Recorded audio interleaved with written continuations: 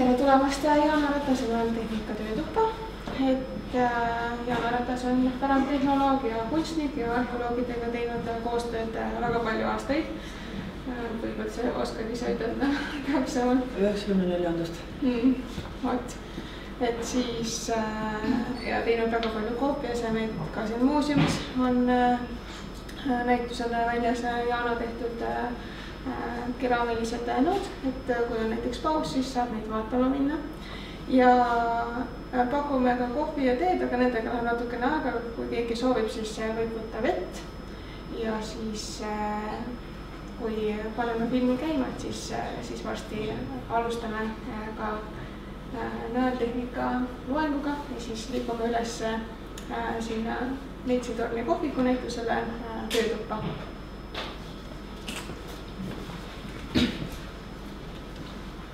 Siis tere minu poolt ka.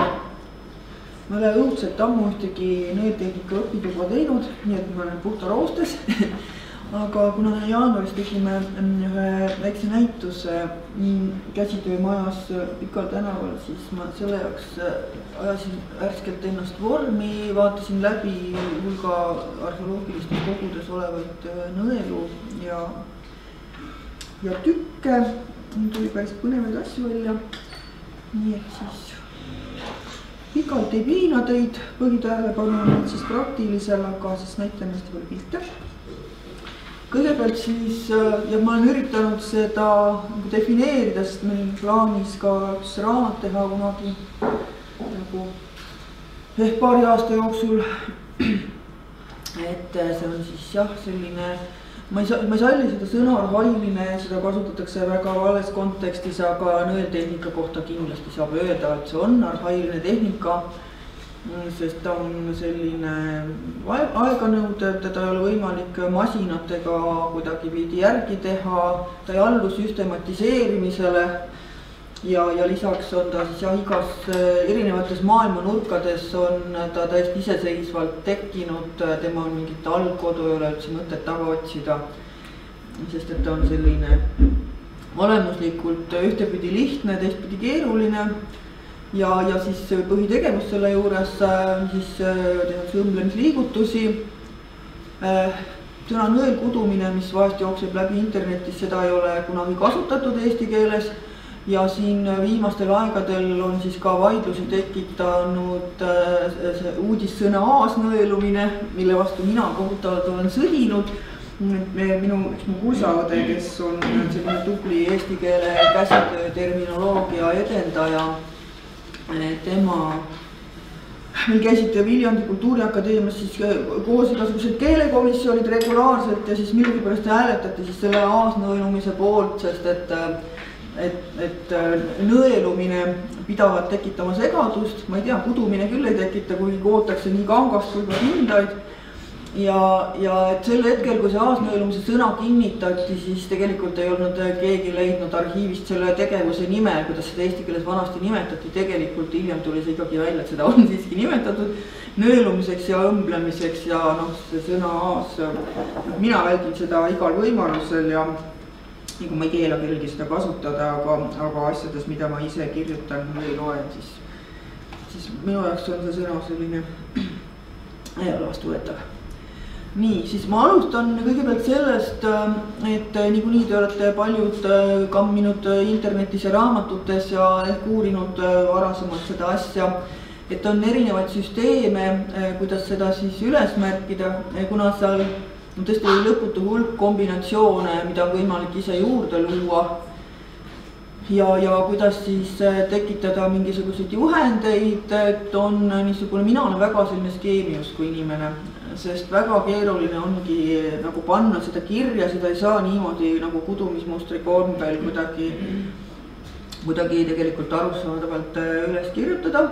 Ja siis on veel, mida me nagu vaatame niisugustest etnograafilistest uurimustest või arheoloogilistest ja tõmbame mingisuguseid elavas traditsioonis olevaid paralleele, siis et inimesed, kes nagu oma skulptuuris nõelusid liigitasid tegelikult neid töövõtteid teisiti, kui seda on liigitanud uurijad, et hoopis mingisugustel teistel alustel.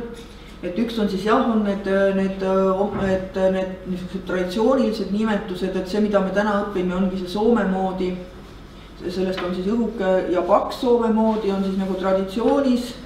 Siis näiteks Taani uurija Margrethe Hald, kes on palju tegelenud 50ndatel ja varem arheoloogiliste tekstiilidega, tema jaotas need hoopis nagu eraldi numbrite alla, seal olid tal nagu roomanumbrite süsteem. Siis on teine Taani uurija Egon Hansen on siis juurutanud seda uude ja oode süsteemi, see on siis under ja over, ta on siis lugenud kokku, kust nõel käib nagu üle lõnga ja kust ta käib sealt lõnga alt. Aga seal on veel, kui me lähme sinna üles õpituppa, siis ma näitan oma tööproov, et tegelikult sellest valemist ei piisa, sellepärast et selle pinna välimuse määrab ka see, kuidas need read on siis omavahel haagitud. Ja seda on juba tunduvalt keerulisem siis sellesse valemisse panna. Ja siis Norra uurija Odd Nordland 1961 kirjutas ühe toreda raamatu, tal on see etnograafiline osa on seal hästi põnev. Aga jah, siis kui ta selle nagu tehnilise poole jõuab, siis on teha mees, kes tegelikult midagi ei ole aru saanud sellest. Et tema siis tekitas selliseid ülaindeksiga süsteeme, kus ta siis luges kokku selle põhisilmuse ja siis see, et mitmes ilmusega see kokku puutub, aga see läks ka nagu täielikuks. Ja siis on jah, veel kasutatakse päris palju siis neid leiukohtade järgi nimesid, Oslopiste, Mammenipiste ja nii edasi. Et kõige mugavam on ikkagi see, et skeem on ees, nagu kui õppimist alustada ja hiljem need asjad kuluvad juba pähe ja lõpuks on see, et tegelikult ongi see, et ise võib neid juurde luua. Et keda see huvitab siis ja kes on Facebookis ja ilmselt teil osa ongi selles grupis juba on rahvusvaheline inglisekeelne grupp Naalbinding, kuhu tasub ennast liita, sest et seal on inimesed koos eri maailma otstest ja küsitakse küsimusi ja jagatakse vahel mingid päris põnevaid linke. Ma olen siit isegi mingite Vene muuseumide asju leidnud näiteks tänu sellele, et sellega täitsa tasub liituda. Nii. Aga jah, siis sellest levikust, et on täitsa kaugetest maailma nurkadest, on siis teada nii arheoloogilisest kui etnograafilisest materjalist, siis nõeltehnikat, seda on tehtud erinevatest kiududest, on siis niinekiust tehtud erinevaid esemeid ja samuti siis nii taimsetest kui ka loomsetest kiududest. Et siin kahtlemata see Läänemere äärne piirkond on üks selline laiemaid, kus on see olnud siis pikki aegu kasutusel. Skandinaavias natuke omamoodi, siis soome-ugriluste juures natuke omamoodi. Euroopas ta siis ulatab kuskile, ongi vastukäivad andmed, näiteks üks arheoloog väidab, et Hollandis ei ole, teine väidab, et on. Hollandis ei ole näiteks neid nagu tekstiilesemeid, aga on hästi palju nõelu. Nii et see on nagu nii ja naa. Ja eks ta on kadunud käibelt siis erinevatel aegadel, erinevates kohtades ja õnneks on siis olnud niisugused elava traditsiooniga kohti ka siin Põhja-Euroopas, kus on siis jäänud nagu kauemaks püsima, mis tõttu siis ei ole päris ära unustatud, kuidas neid asju tehti. Nõeltehnika juures me kõigepealt peame rääkima tööriistadest. Selleks on siis nõelad, mis enamasti säilinud nõelad on luust, aga on ka puust nõelu ja on metallist nõelu. Neid siis meil enamasti on säilinud arheoloogilised nõelad ja etnograafilisi Eestist ei olegi ühtegi. Ja me teame siis mõnesid nõelu teiste soome-ugrilaste juurest, et siin on üks Komi etnograafiline nõel. Tavaliselt on need nõelad siis niisugused normaalsed nõelad ühe silmaga, pärast natuke näitan teistsuguseid veel. Eesti kõige varasemad nõelad on pronksiaja lõpust. Üks on Asvast ja siis üks on minu teada ka Jõelähtme kalmest, mis siis viitavad sellele, et sel ajal nõeltehnikat Eestis juba võidi kasutada, sest õmblusnõelteks on need liiga jämedad. ma selle kursuse jaoks vaatasin läbi hulgaliselt arheoloogilisi nõelu ja selgus, et meil on päris palju neid nõelu säilinud. Need on nüüd siin Eesti muinaslinnustelt, Lõhaverest, Soontaganalt ja Otepäält. Näha siis, et üsna väikse auguga õhukesest luust, ilmselt siis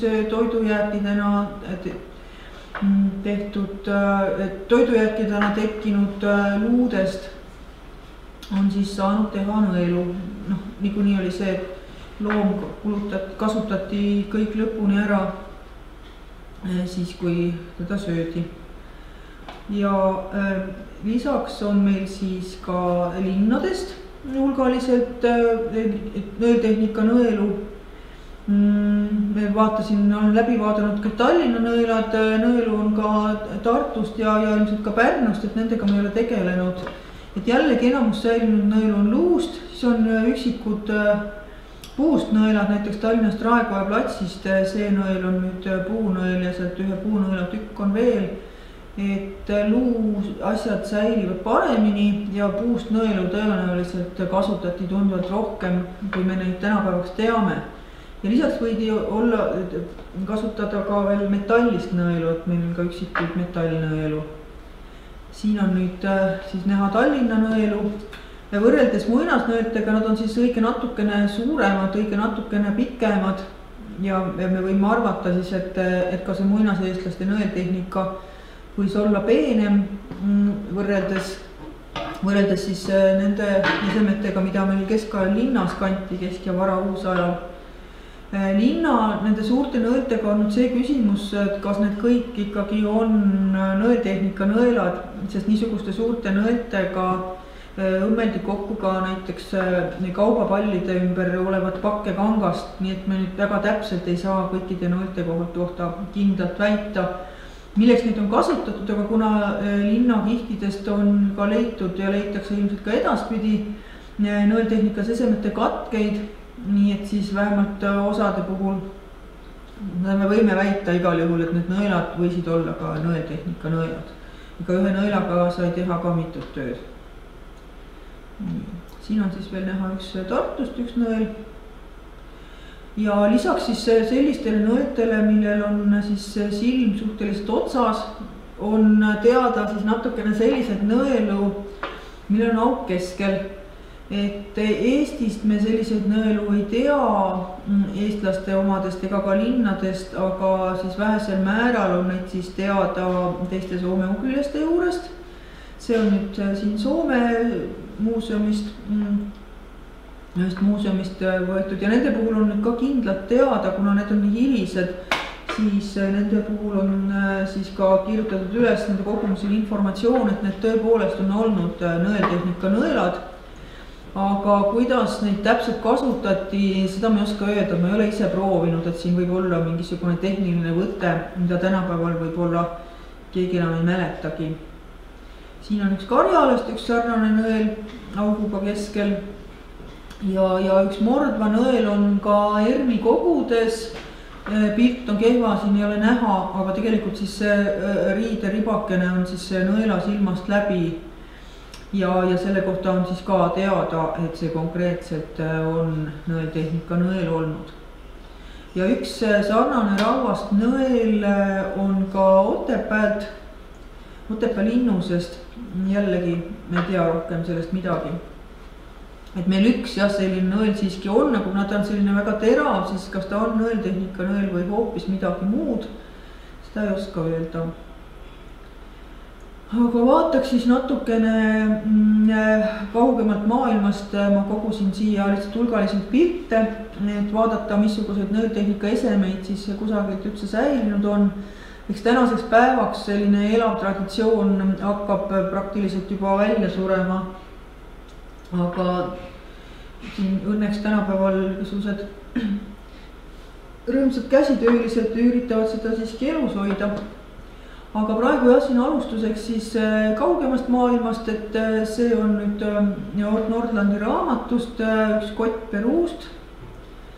Siis on niisugused huvitavad asjad siis Lähis-Idas neid kasutatakse ka praegu nagu kaamelite suukorvid, mis on nõeltehnikas. Need on vahest päris värvilised ja neid siis väidetavalt tõmmatakse siis sellele vaesele kaamelile pähe siis selleks, et ta ei saaks sülitada, eriti siis, kui on mingisugused võistlused. Et see on nüüd ühe muuseumi lehelt, aga ma tean, et guugeldades on võimalik neid kaamelite suukorve ka veel leida, kui oma kasutusolekust.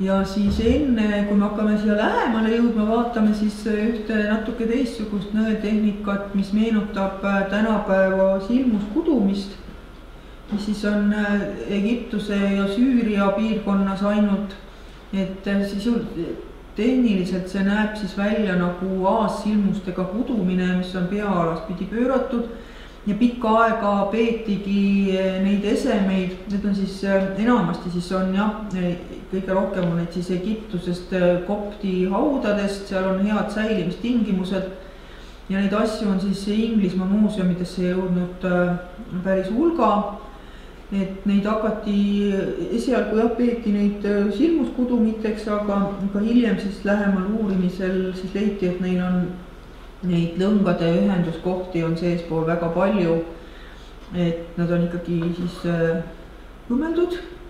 Siin on nüüd natuke lähemalt näha. See konkreetne sokipaar on Victoria Alberti muuseumi lehel täiesti nagu lähedale suumitav. Lastesokke on leidud, mis on päris värvilised kohati. Siin on siis see tehniline skeem, kuidas neid tehtud on. Jalatsid olid siis sellist varbavahega sandaalid käisid sinna juurde, et ta siis sobib seal see jalatsi tüübiga. Ja siis varbast alustatud, nagu ka kõik muud nõeltehnika esemed traditsiooniliselt tavaliselt nüüd alustatakse varbast.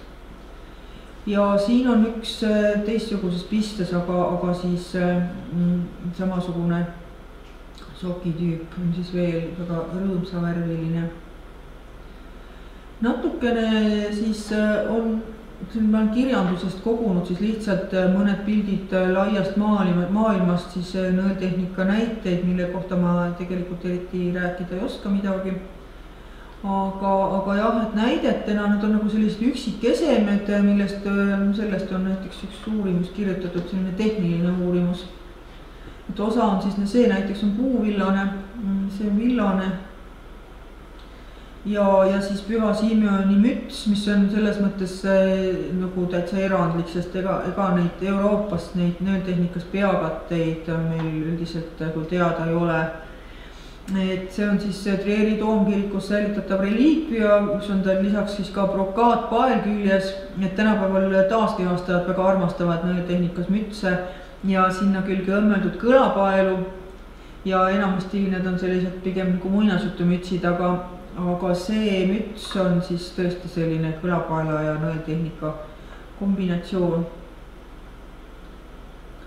Siis jõuame natukene lähemale. Inglismaalt on teada põhimõtteliselt ainult üks nõeltehnika näide Yorkist, mis oli siis viikingiaegne keskus ja seda siis peetakse selliseks Skandinaavia päritoluga esemeks, sest üldiselt Inglismaal ei olnud see tehnika tuntud või vähemalt ei ole sellest säilinud tänase päevani midagi rohkemat. Euroopa kõige varasemad nõeltehnika näited on teada Taanist. Hübrind-Viik, see on siis Ertepõll kultuuri näidis ja on siis, need on haualeiud, mis on väidetavalt siis olnud luustiku peal ja neid on isegi oletatud rõivaeseme osadeks. Ma ei oska seda kommenteerida, sest tegelikult see, kui luustiku pealt midagi leitakse, siis see ei pruugi tingimata olla rõiva osa, sest panustena võidi ka auda kaasa panna, need on niinekiust ja ma ei ole kindel, kas need on rõivaesemeteks väga praktiline. Aga jah, et need on siis keskmisest kiviajast kõige varasemad Euroopa teada olevad siis nõeltehnika näited. Ja Taanist on veel teada, seda saab Taani Rahvusmuuseumi lehelt on võimalik vaadata neid niinimetatud tammekirstu matuseid, mis pärinevad siis Taani varasemast pronksiajast ilusad terved säilinud villased rõivad ja üsna peen siis nõeltehnika on seal kaunistanud siis, siin on nüüd ühe mütsi seestpoolt maha joonistatud muster, aga naiste särkide kaelustes näiteks siis samasuguseid mitmerealisi nõeltehnika niisugusi nagu ääretugevdusi ja kaunistusi on teada. Edasi vaatame siis natukene, need on ka veel Taani leiud, see on üks kuulus viikingiaegne matus, millest nüüd on ka tehtud uus rekonstruktsioon. Siis see on üks mehe matus, selline üsna kuninglik ja tikandid ja kõik, mis ta seal olid ja siis selline ese, mida siis arvatakse, et see on äkki olnud vöö. Ja siis siid ja kuldbrokaat niidist on siis niisugused nõeltehnikas vööndid tekitatud siia vahele. Nii et nõeltehnika ei ole tingimata ainult selline villaste ja pehmete asjade valmistamiseks, vaid see on isegi tehniliselt, ma ei kujuta ette, kuidas seda tehti, sest arvestades, et brokaatlõng on selline, millel on see metallist leht on keeratud ümber siidist südamikku, siis mismoodi seda niimoodi nõeludes sikutada, ma ei tea, see on ikka selles mõttes tõeline meistriteos, et ma isegi ei kujuta ette, kuidas sellest tehakse.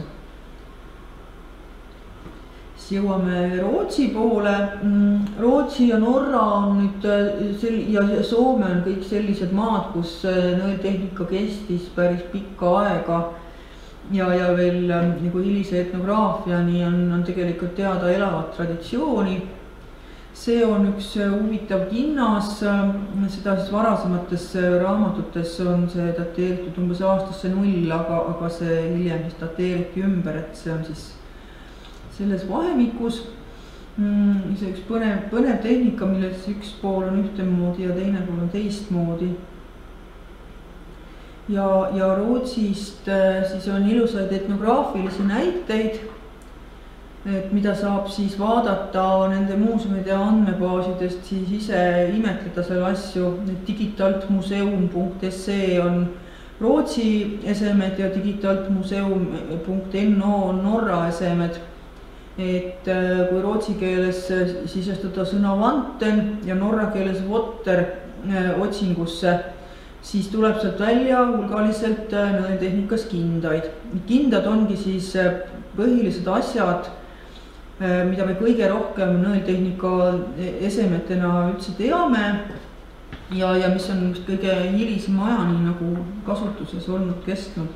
Ja enamasti nad on siis kõik sellise kujuga, et nad lähevad altpoolt laiemaks, mis siis on väidetavalt sellepärast, et siis on nagu mugav kinnast käest ära võtta, ilma et tuleks teist kätt appi võtta, näiteks kui sa samal ajal hobuse ohjasid hoiad või midagi sellist. Et jah, siis ma panin siia siis mõningaid ilusaid Norra ja Rootsi näiteid välja.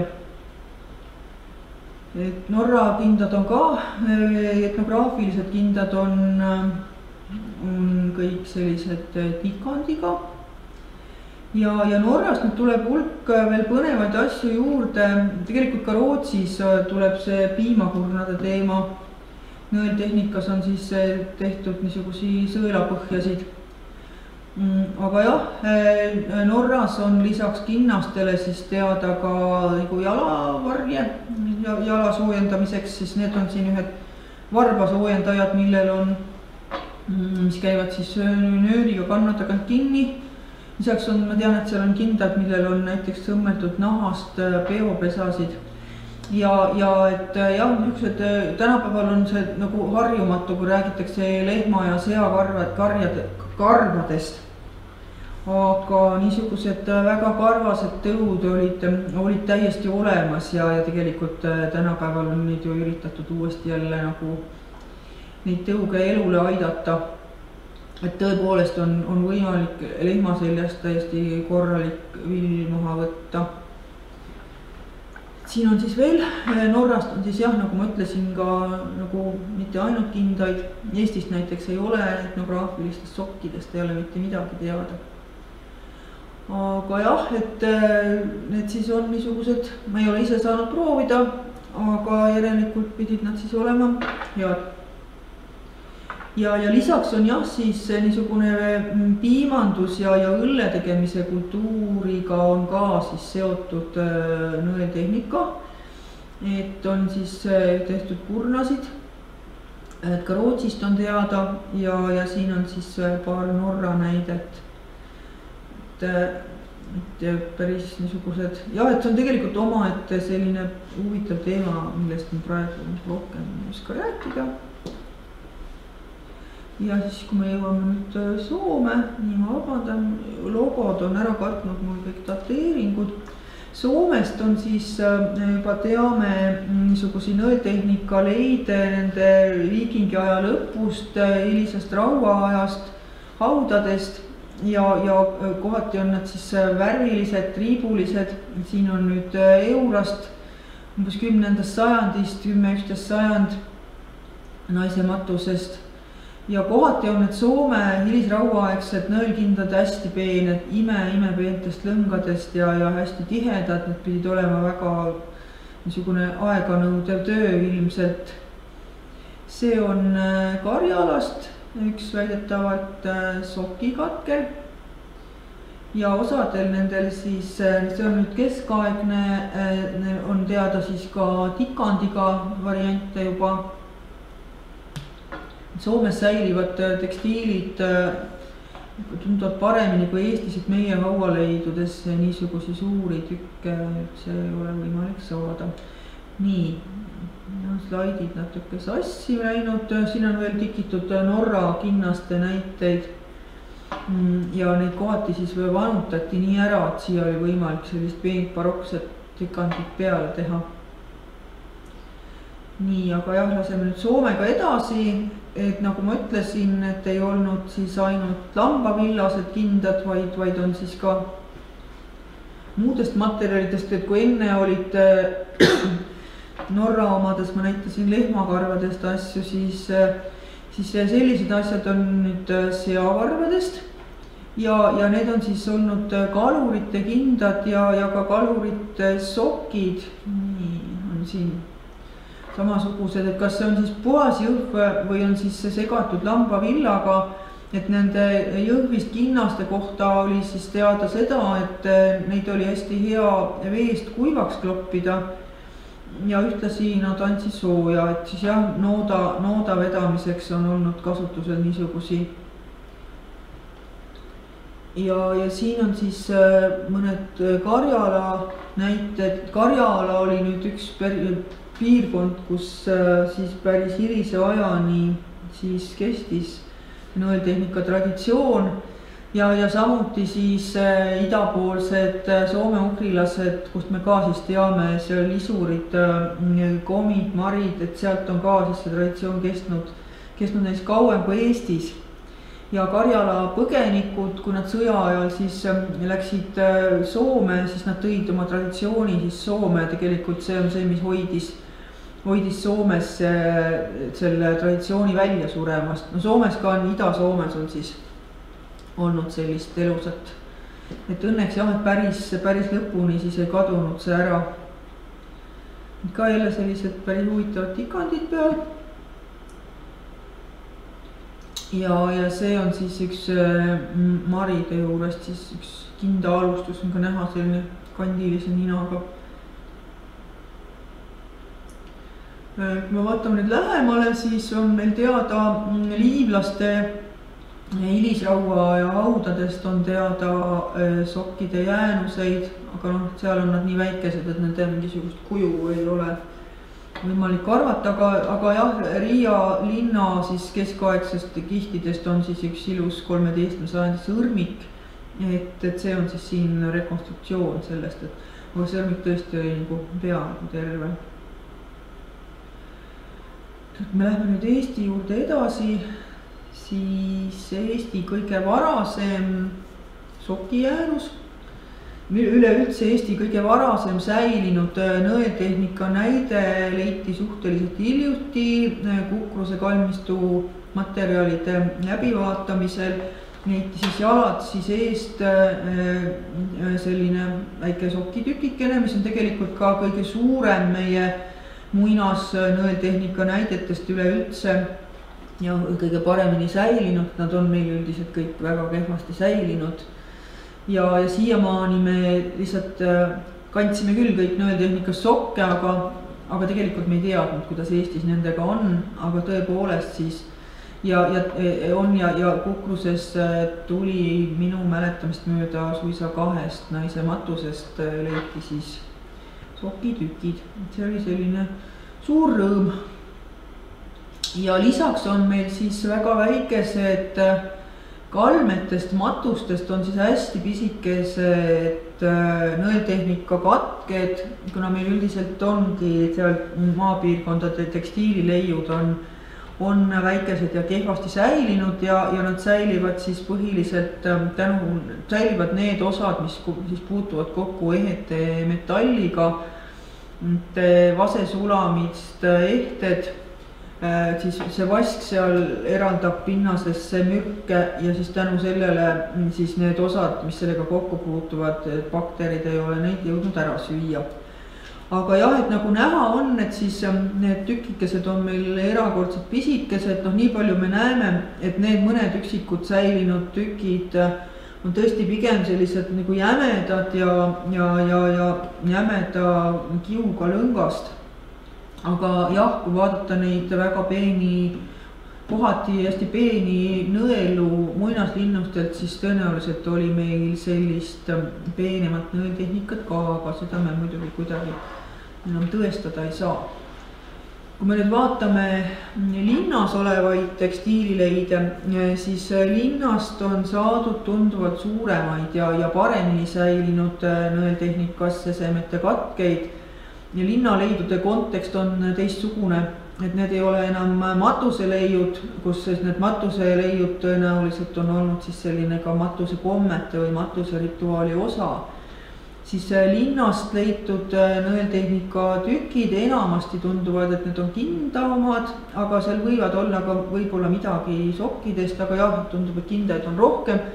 Need on siis olnud pigem kõik sellised töökindad keskajast, varauusajast, kõige varasemad, 13-14 sajand on meil just kõige varasemad ja need jooksevad siis teadmata hilisesse aega välja ja ega neid alati ei ole võimalik ka väga täpselt dateerida. Aga jah, et need on siis sellised üsna jämedast lõngast ja vanutatud, enamasti on nad siis leitud prügi hulgast, kas jäätmekastidest või on lihtsalt kuhugi kihtidesse ära kaotatud. Ja kindlasti on need siis mitte mingisugused pidulikud kindad, vaid sellised igapäevased töökindad. Siin on nüüd natuke mõningaid näiteid, siis üks Tartust, siis siin on üks Pärnu leid, kust on siis näha, et on ka triibulisi tehtud. See nüüd võib olla näiteks soki ülemine äär, ei oska öelda, või hinda alumine äär. Ei tea, aga et siin on ilusasti näha siis 2 eri värvi lõnga.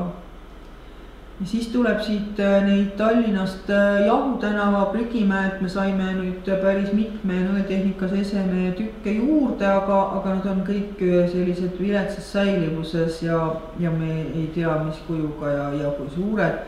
Aga jah, et näha on jällegi, et nad on tugevasti vanutatud. Ja siin on ka üsna sellised tegelikult suhteliselt robustne töö on. Siin on üks huvitav leid Tallinnast Nukuteatri krundi pealt, kus on nõeltehnikas kinnas on nahkkinda sees. Selline kombinatsioon on üsna tavapärane olnud. Et esiteks ka sellised arheoloogilisi leide on teada. Näiteks Hollandist tekst sellist ühe laevapraki pealt on selline ja me teame ka hilisemast seal etnograafiast 19. sajandist, et näiteks Norras, mitte Norras, vaid Rootsis ja Soomes on olnud selline nahkkinda ja nõeltkinda kombinatsioon hästi tavapärane töö tegemise juures.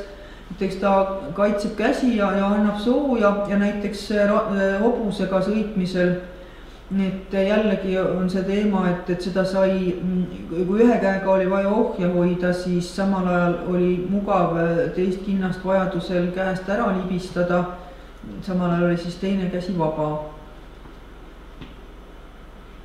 siin on nüüd Pärnust üks selline suurem tükk, mis on ka nüüd siis kinnas, sest tal on siin pöidla koht on ka näha, foto peal võib-olla ei tule nii hästi välja. Ja kõige värskem leid on siis ka Jahu tänavalt, mille ma alles hiljuti siis konserveerisin. Hästi suur, hästi jäme, paks, tugevalt vanutatud ja siin on tal siis auk ja see auk on seestpoolt lapitud villase kangatükiga.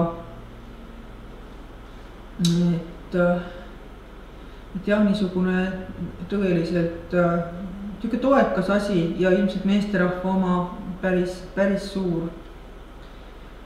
Nii, kui me siin veel jõuame etnograafiliste kinnaste juurde, mis mul veel Soomest jäi tegelikult rääkimata, mis tõenäoliselt kehtib see ka Eestis. Et neid nõeltehnikas kindaid hinnati ka Soomest töökinnastena väga kõrgelt. Et nad ei kulunud läbi, nad andsid sooja, kui näiteks oli vaja pikka maad hobusega sõita, siis tingimata need pandi kätte, need kasutati metsatöödel ja need kasutasid snaiperid talvesõjas, et siin oli ka variant, et kas lõigati nimetissõrme jaoks auk sisse, sest need kindad ei hargnenud. Või siis jällegi, et neid sai käest ära libistada niimoodi, et teist kätt ei pidanud abiks võtma. Ja neid naisi, kes ei osanud nõeluda ja oskasid ainult varrastega kududa, neid peeti laiskadeks ja lohakateks ja siis haletseti seda meest, kellel naine sellist oskust ei omanud. Ja on teada ka üks pere, kus oli 5 poega ja siis kuna seal ei olnud ühtegi tütart, siis õpetati kõik need pojad nõeltehnikat tegema, sest neid kindaid oli vaja ja igas majapidamises oli neid siis vähemalt paarkümmend paari. Aga nüüd, kui me vaatame neid Eesti omi, et ma tegelikult olin täitsa üllatunud, kui ma hakkasin ERMi kogudest, muisist õigemini, ma hakkasin nõelkindaid taga otsima. Ma teadsin, et meil mõned üksikud on ja tegelikult sealt tuli päris üle 10 paari tuli tegelikult välja neid, millest siis täpselt ei ole teada, kui vanad nad on tegelikult on need enamus on siis kas kogumise kuupäev või siis keegi ütles, et need võisid olla sellest ajast. Aga ega üldiselt 20. sajandi algusest kaugemale enam meil nõeltehnika kinnaste kasutamine ei ulatu. Kõige viimased traditsioonikandjad on olnud rannarootslased Pakril ja sealpool. Aga jah, et siin üksikuid asju siis on, osad neist on siis pulmadega seotud. Ja ma arvan, et sellistel on millegipärast ära lõigatud see värviline äär, sest tundub, et see värviline äär, mis sisaldab ka punast, on olnud hästi oluline. Et siis erinevad kohtadest on neid siis kogutud õnneks natukene ja kõik on siis ühtemoodi lähevad siis ala ääre poole laiemaks, samamoodi nagu ka kõik need ülejäänud, me siin vaatasime. Need on ka poolikud, et see viltkinda nimetus on ka iseenesest huvitav, et kui kaugele see ulatub, sest kui me vaatame neid etnograafilisi kindaid, siis nad ei ole eriti vanutatud või osad üldse suisa mitte. Et tundub, et see vanutamise komme on jäänud varasemasse aega ja võib-olla siis hilisemaid lihtsalt ei ole vanutatud. Millal see viltkinda nimetus tuleb, see muinasajast see ei saa olla, sest et vilt on saksa sõna ja ilmselt on see siis tulnud linnast. Aga jah, et mis aegadel ei tea, aga jah, et tegelikkuses need ERMis säilitatavad kõige hilisemad olemasolevad kindad tegelikult eriti ei ole vilditud. Et neil on ikkagi kõigil see tekstuur on väga hästi loetav. See on jah teada, et neid on kasutatud siis pulmades ja ka see, siin on see sarviku jutt juures, et need oli siis selline tehnika, millega siis võis eksitada siis vanapaganat, kes ei osanud seda üles harutada, et sellega oli võimalik siis sarviku aega raisata ja siis mingisuguste tingimuste täitmisest siis ennast kõrvale vingerdada sellega, et sarvik ei suutnud täita seda ülesannet harutada kõik kindad üles. nii, siin on nüüd ka, ma panin siia juurde natukene neid teateid, mis ma siis sealt Muisi andmetest kogusin.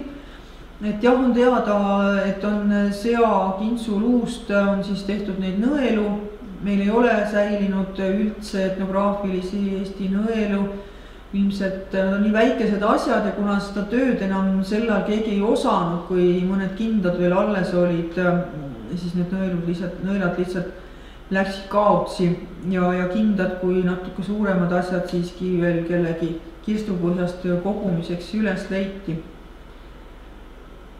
Ja hästi tähtis, see punasega kantimine on olnud tähtis ju mitte ainult kinnaste juures, vaid see on olnud ka muudel rõivastel sageli just see,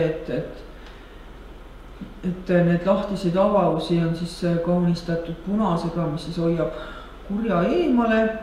Ja samamoodi siis on jah öeldud, et need viltkindaid on siis hoitud veimevaka peal, et jällegi sellised mõistatuslikud asjad, mida siis kuri ei suuda ära lahendada. Siin on nüüd üks täitsa elava traditsiooni esindaja, siis kui see on kogutud 1982 ja valmistaja on olnud rahvuselt soomlane, ilmselt jah, siis Kingissepa rajoon, no seal on nüüd see ingerlaste ala, et õnneks siis jah, on olnud veel neid elavaid oskajaid, et meil praegu enam ainult raamatutarkuste peal ei ole, vaid ikkagi need osad võtted, ma isegi olen õppinud neid Soomest, need on olnud siis sellised elavad võtted. Natukene siis veel üks asi tasub nagu meelde jätta, on siis see, et on neid kindaid on sellise kandilise otsaga ja siis niisuguse terava või ümara otsaga, et nii selle slaidi peal on mul nüüd läinud vahetus pildid ja allkirjad, et Skandinaavia alustus on siis see ümmarguse otsaga, selle puhul siis tehakse üks keskmine silmus ja hakatakse siis sellele ümberringi kasvatama ja Soome alustusel tehakse siis valmis rida ja siis hakatakse seda rida mööda siis kasvatama, et sellest tulevad siis erinevad. Kui nüüd vaatame muuseumite kindaid, siis Rootsi materjali hulgas on natukene ka tegelikult selliseid kandilise ninaga asju, aga tõepoolest ei ole Eestis ega Soomes ega ka idapoolsete soome-ugrilaste juures selliseid ümara ninaga kindaid ei ole vähemalt selle materjali hulgas, mis on säilinud. Et jah, siin on selline traditsioonide erinevus. Ja siis mõned oma tööd panin siia lõppu, mulle endale hirmsasti meeldib tikkida nende nõeltehnikas asjade peal, nad natuke ära vannutada ja siis nad on nagu imeliselt head sellised tikandi alused.